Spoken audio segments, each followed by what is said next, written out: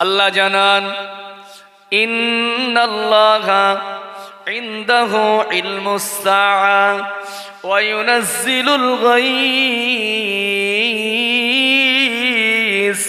ওয়া ইয়ালামু মা ফিল আরহাম وما تدري نفس ماذا تكسب غد وما تدري نفس بأي أرض تموت إن الله عليم خبير। ও মুসলমানের আমার আল্লাহ কোরআন মাজিদ সূরা লোকমান 34 নম্বর আয়াত আল্লাহ পাক বান্দাকে ডেকে বলেন, ও আমার বান্দারা, পাঁচটা বিষয়ের জ্ঞান আমি আল্লাহ গোপন করে দিয়েছি। পাঁচটি বিষয়ের জ্ঞান আমি কাউকে দেন নাই, সবার থেকে গোপন করেছি। ওই পাঁচটি বিষয় জানি একমাত্র আমি আল্লাহ পাক। কি সেগুলো? আল্লাহ পাক এক নম্বরে জানান, বান্দা, ইন্নাল্লাহা ইনদাহু ইলমুস সাআ, নিশ্চয়ই কিয়ামত হবে। কিয়ামত একদিন হবেই হবে, তবে ওই কিয়ামত কবে হবে বান্দা, ওটা পৃথিবীর কেউ জানে না, আমি সবার থেকে গোপন করে দিয়েছি। আল্লাহ বলে, বান্দা, কিয়ামত কবে হবে ওটা কেউ জানে না, জানি একমাত্র আমি আল্লাহ পাক। জোরে বলুন সুবহানাল্লাহ। দুই নম্বরে আল্লাহ জানান, ওয়া ইউনাজ্জিলুল গায়স, আর আল্লাহ জানান বান্দা, আকাশ থেকে কখন কি পরিমাণ বৃষ্টি হবে, কতটা বৃষ্টি কখন হবে আল্লাহ জানান বান্দা, ওটা পৃথিবীর কেউ জানে না, পৃথিবীর কেউ বলতে পারবে না, আমি সবার থেকে ওটা গোপন করে দিয়েছি, ওটা জানি একমাত্র আমি আল্লাহ পাক। জনে বলুন সুবহানাল্লাহ। তিন নম্বরে আল্লাহ জানান, ওয়া ইয়ালামু মা ফিল আরহাম, আল্লাহ বলেন বান্দা, আর একজন গর্ভবতী মা, ওই মায়ের গর্ভে কি সন্তান আছে, গর্ভবতী মায়ের পেটে কি সন্তান আছে, ছেলে আছে না মেয়ে আছে, আল্লাহ বলে বান্দা, না না না না না, ওটা পৃথিবীর কেউ জানে না, আমি আল্লাহ সবার থেকে গোপন করে দিয়েছে। ওই মায়ের গর্ভে কি সন্তান আছে ওটা জানি একমাত্র আমি আল্লাহ পাক। জোরে বলুন সুবহানাল্লাহ। চার নম্বরে আল্লাহ জানান, ওমা তাদরি নাফসুম মাযা তাকসিবু গাদ, আর বান্দারে, আগামীকাল তুমি কি রোজগার করবে, আগামীকাল তোমার উপার্জনটা কি হবে বান্দা, ওটা তুমি বলতে পারবে না। তোমার রিজিকটা কাল কি হবে বান্দা, ওটা পৃথিবীর কেউ জানে না, তুমি নিজেও জানো না বান্দা, ওটা জানি একমাত্র আমি আল্লাহ পাক। জনে বলুন সুবহানাল্লাহ। পাঁচ নম্বরে আল্লাহ জানান, ওমা তাদরি নাফসুম বিআইয়ি আরদিন তামুত, আর বান্দারে, তোমার মৃত্যুটা কখন কোথায় কিভাবে হবে বান্দা, তোমার মৃত্যু কখন কোথায় কিভাবে হবে বান্দা, ওটা তুমি জানো না, পৃথিবীর কেউ জানে না, কেউ বলতে পারবে না, ওটা জানি একমাত্র আমি আল্লাহ পাক। জোরে বলুন সুবহানাল্লাহ। বিষয় কটা কোথায় আছে? কোরআন মাজিদ, মনে রাখবেন, কোরআন মাজিদ সূরা লোকমান 34 নম্বর আয়াত। কোরআন মাজিদ সূরা লোকমান 34 নম্বর আয়াত। আয়াত একটা, বিষয় পাঁচটা। এক নাম্বার কি? কিয়ামত কবে হবে পৃথিবীর কেউ জানে না, জানে কে? কোরআন মাজিদ সূরা লোকমান 34 নম্বর আয়াত। দুই নাম্বার, আকাশ থেকে কখন কি পরিমাণ বৃষ্টি হবে পৃথিবীর কেউ জানে না, জানে কে? আছে কোরআন মাজিদ সূরা লোকমান 34 নম্বর আয়াত। তিন নাম্বার, মায়ের গর্ভে কি সন্তান আছে, এটা পৃথিবীর কেউ জানে না, ছেলে আছে না মেয়ে আছে না হিজড়া আছে না কি হবে ওটা কেউ বলতে পারবে না, ওটা জানে কে? আল্লাহ। আছে কোরআন মাজিদ, আমি এইটাই ঢোকানোর জন্য, সূরাটাকেই ঢুকিয়ে দেওয়ার জন্য, কোরআন মাজিদ সূরা লোকমান 34 নম্বর আয়াত। চার নাম্বার আল্লাহ বলেন, আগামীকাল আপনি কি উপার্জন করবেন, আপনার উপার্জন কি হবে, এটা পৃথিবীর কেউ জানে না, জানে আল্লাহ। কোরআন মাজিদ সূরা লুকমান 34 নম্বর আয়াত। 5 নম্বর, আপনার কখন কোথায় মৃত্যু হবে এটা পৃথিবীর কেউ জানে না, জানে কে? আল্লাহ। আছে কোরআন মাজিদ সূরা লুকমান 34 নম্বর আয়াত। কেন বারবার বললাম? এই 5টা বিষয়, কিয়ামত, বৃষ্টি, মায়ের গর্ভের সন্তান, উপার্জন আর মৃত্যু, এই 5টা বিষয় যদি আপনি মনে রাখতে পারেন, সারা জীবন আপনি কোরআন শরীফ সূরা লুকমানের 34 নম্বর আয়াতের ইলম আপনার ভিতরে ঢুকে গেল। তো এখান থেকে সারা রাত জলসা শুনে যদি একটা কিছু নিয়ে না ঘরে যেতে পারি তো সব বেকার হয়ে যাবে। তাই আমি বলছি আজকে একটা আয়াতের ইলম নিয়ে আমাদের সবাইকে ঘরে যেতে হবে, অন্তত একটা আয়াতের ইলম নিয়ে সবাইকে ঘরে যেতে হবে। আপনার কাছে এসে কেউ বলল যে কালকে এই পরিমাণ বৃষ্টি হবে, আবহাওয়া দপ্তর বলেছে, আবহাওয়া দপ্তর বলছে কালকের এতটা বৃষ্টি হবে। আপনি তাকে দলিল দিয়ে বলবেন না, এই কথাটা তুই বলতে পারিস না, কারণ আল্লাহ এটা নিষেধ করে দিয়েছে। কালকের বৃষ্টি পানি নাও হতে পারে, কারণ কালকে পানি হবে কি না হবে, কখন কেমন পানি হবে, ওটা পৃথিবীর কেউ জানে না, জানে আল্লাহ। আছে কোরআন মাজিদ সূরা লুকমান 34 নম্বর আয়াত। আন্দাজে কেউ বলতে পারে অমুকের এবারে ছেলে হবে কি মেয়ে হবে, আপনি তাকে বলবেন না, ওরকম করে বলতে নাই, আল্লাহ নিষেধ করে দিয়েছে, কারণ ওর গর্ভে ছেলে আছে না মেয়ে আছে ওটা পৃথিবীর কেউ জানে না, জানে কে? আল্লাহ। আছে কোরআন মাজিদ সূরা লুকমান 34 নম্বর আয়াত। তাহলে এই 5টা বিষয় আমাদেরকে মনে রাখতে হবে, তাহলে সারা জীবন আপনি একটা সূরার ইলমকে ঢুকিয়ে নিতে পারলেন। প্রিয় ভাই, তো খুব সংক্ষেপে আলোচনা, আর একটা হাদিস আপনাকে বলবো।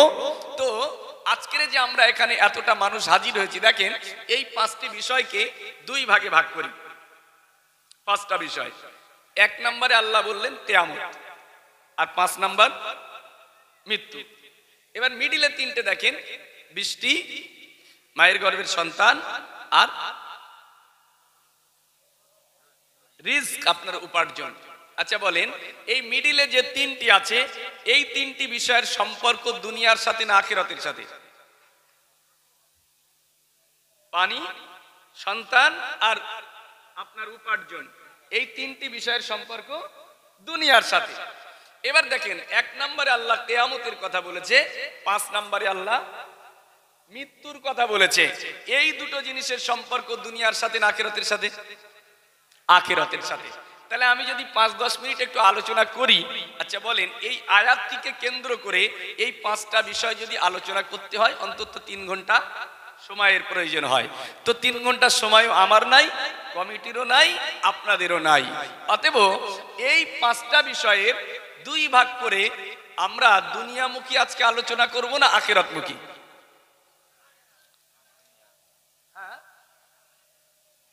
আখিরাতমুখী তো আপনারা সঠিকটাই চয়েস করেছেন, কারণ মুমিনের জন্য দাম বেশি দুনিয়ার না আখিরাতের?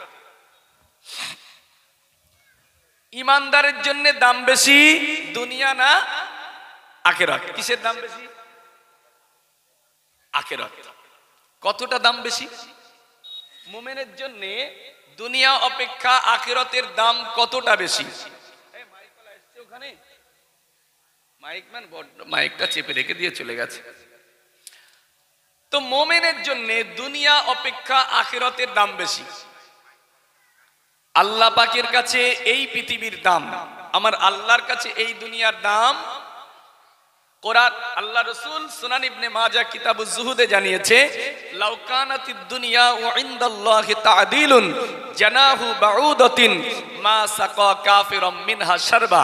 আমার নবী জানান, আমার আল্লাহর কাছে যদি এই পৃথিবীর দাম, বিরাট পৃথিবীর দামটা যদি আল্লাহর কাছে একটা মশার ডানার মতো হতো, তাহলে এই পৃথিবীতে বিচরণশীল আল্লাহর অবাধ্যচারী কোন কাফের বেঈমানকে আমার আল্লাহ পানি পর্যন্ত খাওয়াতেন না। অতএব আল্লাহর কাছে এই পৃথিবীর দাম মশার ডানার মতোও না। এখন আমরা তো মানুষ, আমাদের কাছে তো দুনিয়ার কিছু না কিছু দাম থাকবেই। সেই দুনিয়ার দাম মুমিনের কাছে কতটা? মুমিন আখিরাতের তুলনায় দুনিয়াকে কতটা প্রাধান্য দেবে? আমি খুব সংক্ষেপে একটা হাদিস উদাহরণ দেব, যে উদাহরণটাও আমার নয়, রহমতুল্লিল আলামিন 1500 বছর আগে উদাহরণ দিয়েছে যে মুমিনের কাছে আখিরাতের তুলনায় দুনিয়ার দাম কতটা। আমরা সমুদ্র দেখেছি কি? সমুদ্র বাবাজি দেখেছেন আপনি? না দেখেন। সমুদ্র জওয়ান যুবক ছেলেরা খুব ভালোই দেখেছে, কিন্তু মুরব্বী বাবাজিরা বেশিরভাগই সমুদ্র দেখেনি। কারণ সমুদ্র দেখতে গেলে আমাদেরকে কাছাকাছি এদিকে দীঘায় যেতে হয়, অথবা হ্যাঁ ওইদিকে আপনার বকখালিটালির দিকে ওইদিকে যেতে হবে দেখতে গেলে। তো মুরব্বীরা তো সহজে কি দীঘায় যায়? দীঘায় যাওয়া খারাপ কাজ, সেই জন্য মুরব্বীরা বলে যাব না।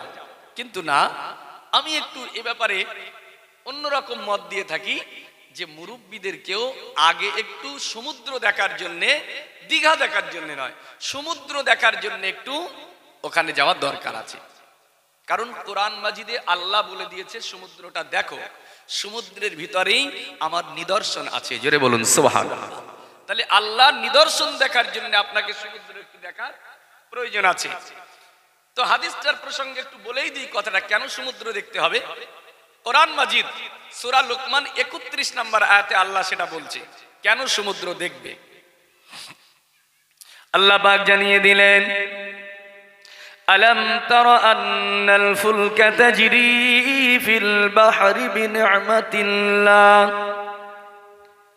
লিইউরিয়াকুম মিন আয়াতিহি ইন্না ফি যালিকা লাআয়াতিন লিকুল্লি সাব্বারিন শাকুর।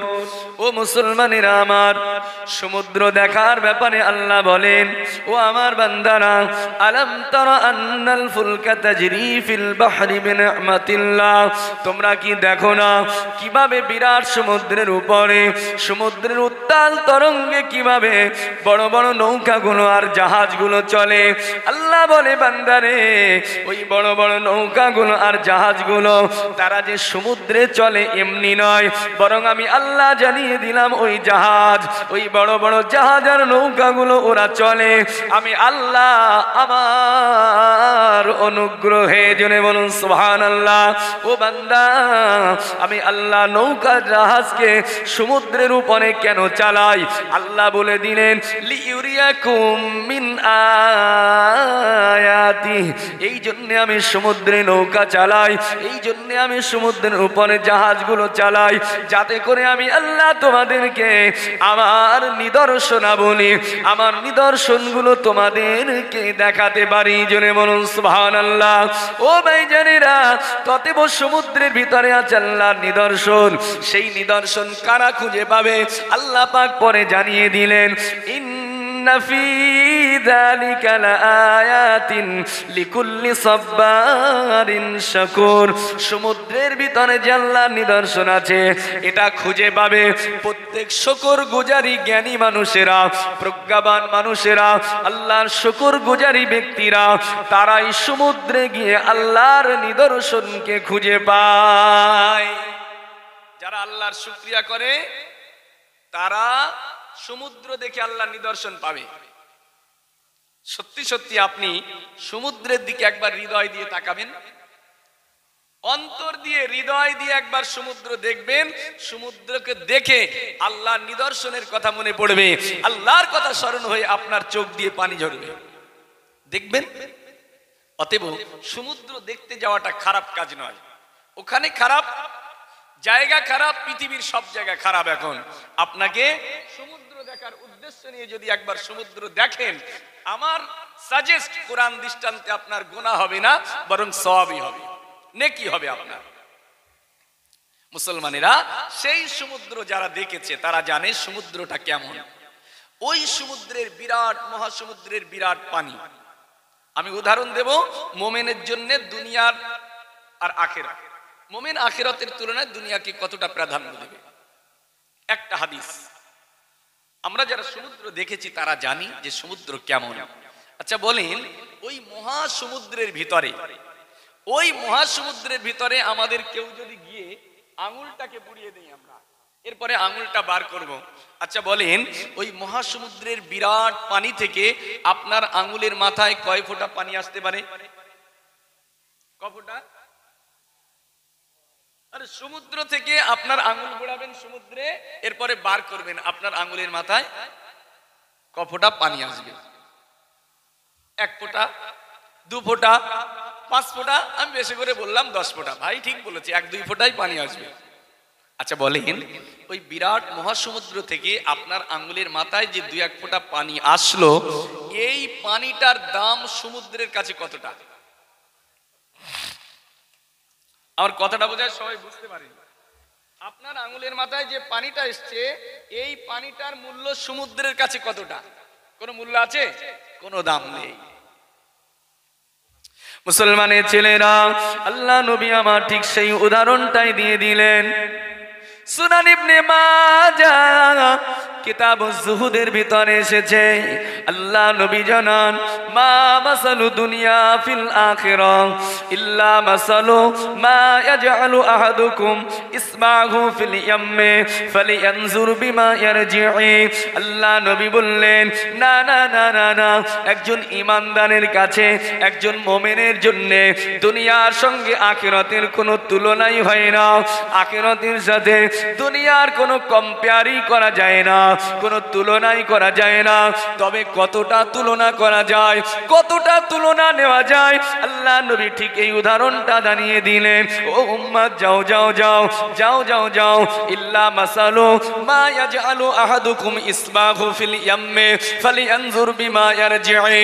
দুনিয়ার সঙ্গে আখিরাতের তুলনা কম্পেয়ার এতটাই হবে, তোমাদের মধ্যে যদি কেউ গিয়ে বিরাট মহাসমুদ্রের ভিতরে তার আঙুলটাকে বুড়িয়ে দেয়, বিরাট মহাসমুদ্রের উত্তাল তরঙ্গের ভিতরে তার আঙুলটাকে বুড়িয়ে দিয়ে এরপরে আঙুলটা বার করে দেখুক তার আঙুলের মাথায় কয় ফোঁটা পানি উঠে এসেছে। ও আমার উম্মত, ওই মহাসমুদ্র থেকে তোমার আঙুলের মাথায় যে কয় ফোঁটা পানি এসেছে, 1 ফোঁটা, 2 ফোঁটা, 3 ফোঁটা, 4 ফোঁটা যে পানিটা আসলো, এই পানিটার যেমন সমুদ্রের কাছে কোনো মূল্য নাই, সমুদ্রের কাছে কোনো দামও নাই, ও উম্মত অনুরূপভাবে একজন মুমিনের কাছে, ঈমানদারের কাছে আখিরাতের তুলনায় দুনিয়ারও কোনো মূল্য নাই। জোরে বলুন সুবহানাল্লাহ। অতএব ঈমানদারের কাছে দাম বেশি আখিরাত। সেই জন্য আমাদের আলোচনাটা হবে আখিরাতমুখী।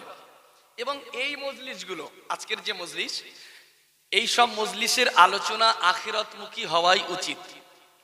আজকে আমরা এই মাহফিলগুলো এমন করে ফেলেছি, একে অপরের গীবত গিল্লাতে পরিণত করে ফেলেছি এই মাহফিলে, অথচ এটা আপনার অধিকার দেওয়া হয়নি, এটা অধিকার দেওয়া হয়নি। এই মজলিসের আলোচনা কি হবে, এই মজলিসের আলোচনাগুলো কোন ধরনের আলোচনা হবে, তার গাইডলাইন আমি একটা ব্যক্তির নাম করি, আপনারা তার নাম শুনেছেন কিনা বলবেন। শাহ ওলিউল্লাহ মুহাদ্দিস দেহলভী রহমতুল্লাহ আলাইহি, নাম শুনেছি তো? ব্যক্তিটাকে, ব্যক্তিটা এই ভারতবর্ষের, এই ভারতের সর্বশ্রেষ্ঠ আলেম, যাকে বলা হয় ভারত রত্ন, সেই শাহ ওলিউল্লাহ মুহাদ্দিস দেহলভী রহমতুল্লাহ আলাইহি হাফিজুল হাদিস, লক্ষাধিক হাদিসের যিনি হাফেজ ছিলেন, সেই শাহ ওলিউল্লাহ হুজুর, তাকে যদি কেউ না মানে, এখন বাংলার বলেন আর ভারতের বলেন, কোন আলেম যদি বলে আমি শাহ ওলিউল্লাহ মুহাদ্দিসকে চিনি না, তাহলে ওই ব্যক্তি নিজেকে আলেম বলেই কল্পনা করতে পারবে না। কারণ শাহ ওলিউল্লাহ হুজুরের কিতাব যে না পড়েনি, যে পড়েনি, সে নিজেকে আলেম বলতে পারবে না।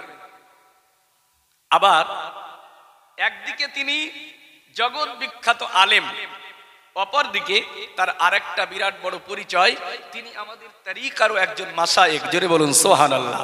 তরিকারও একজন শায়েখ।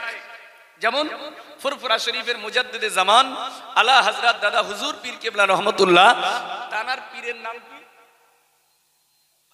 সুফি ফাতে আলী ওয়াইসি রহমতুল্লাহ। তানার পীরের নাম, তানার পীরের নাম হচ্ছে হযরত নূর মোহাম্মদ নিজামপুরী রহমতুল্লাহ আলাইহি। তানার পীরের নাম হযরত সৈয়দ আহমদ বিরলভী রহমতুল্লাহ আলাইহি। তানার পীরের নাম হযরত শাহ আব্দুল আজিজ মুহাদ্দিস দেহলভী রহমতুল্লাহ, আর তানার পীরের নাম হচ্ছে, অর্থাৎ তানার আব্বাজান হযরত শাহ ওলিউল্লাহ মুহাদ্দিস দেহলভী রহমতুল্লাহ। জোরে বলুন সুবহানাল্লাহ। তিনি একদিকে আমাদের জাহেরি এলেমের শায়েখ, অনুরূপভাবে বাতিনি এলেম তথা তরিকার একজন তিনি শায়েখ ছিলেন।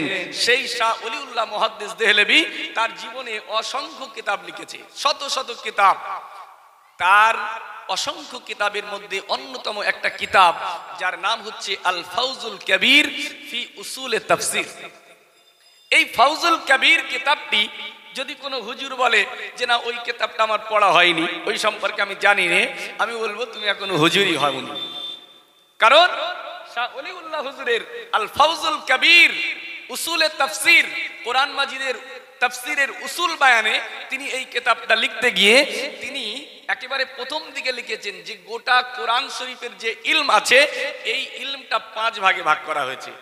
ওনার দৃষ্টিতে গোটা কোরআনের ইলমটাকে 5 ভাগে ভাগ করেছেন। 1 নাম্বার হুজুর লেখেন, 1 নাম্বার কোরআনের ইলম হচ্ছে ইলমুল আহকাম। দ্বিতীয় তিনি বললেন ইলমুল জাদাল। তৃতীয় ইলমুত তাজকির বি আলা ইল্লাহ। চতুর্থ ইলমুত তাজকির বি আইয়ামিল্লাহ। পঞ্চম ইলমুত তাজকির বিল মউত ওয়া মা বাদা। তো ইলমুল আহকাম বলতে শরিয়াতের দুনিয়াবি হোক আর শরিয়াতের বিষয় হোক, ফরজ, ওয়াজিব, সুন্নাত, নফল, মুস্তাহাব, মুবাহ, এই সমস্ত বিষয়ের আলোচনা হচ্ছে ইলমুল আহকাম। এই আলোচনাগুলো কারা করবে? আমি আর আপনাদের কাছে আগিয়ে যাব না। আল্লাহ রব্বুল আলামিন আমাকে দিয়ে যতটা বলিয়েছেন আমাদের শোনার থেকে আল্লাহ বেশি বেশি আমল করার তৌফিক দিন। সকলে বলি আল্লাহুম্মা আমিন।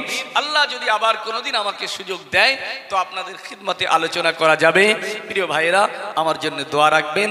আল্লাহ যেন আমাকে আমানের সাথে নিরাপদে যেন আমার আজকের গন্তব্যস্থল পর্যন্ত পৌঁছে দেন, আবার যেন আল্লাহ নিরাপদে আমানের সাথে যেন আল্লাহ আমাকে ঘরে ফেরান। সকলে আমার জন্য দোয়া করেন। একটু দ্রুত গতিতেই গাড়িটা চালাতে হবে, আল্লাহ যেন আমাকে হেফাজতে সেখানে পৌঁছে দেন। আমার জন্য দোয়া রাখেন। আল্লাহ রাব্বুল আলামিন আমাদের সকলকে যেন ঈমান ও ইসলামের উপরে ইস্তেকামা রাখেন। সকলে বলি আমিন, আল্লাহুম্মা আমিন। ওয়া আখির দাওয়ানা আনিল হামদুলিল্লাহি রাব্বিল আলামিন। আসসালামু আলাইকুম ওয়া রাহমাতুল্লাহি ওয়া বারাকাতুহু। না